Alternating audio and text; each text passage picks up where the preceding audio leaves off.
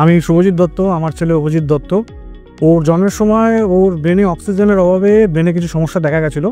সেই সময় আমরা কলকাতায় আমার ছেলেকে দেখিয়েছিলাম ইন্দ্রাশিস রায়চৌধুরীর কাছে, কারণ আমরা গুগল ঘেটে এবং অন্যান্য বহু রেফারেন্সের কাছে শুনে জেনেছিলাম যে ইনি one of the best paediatric neuro medicine.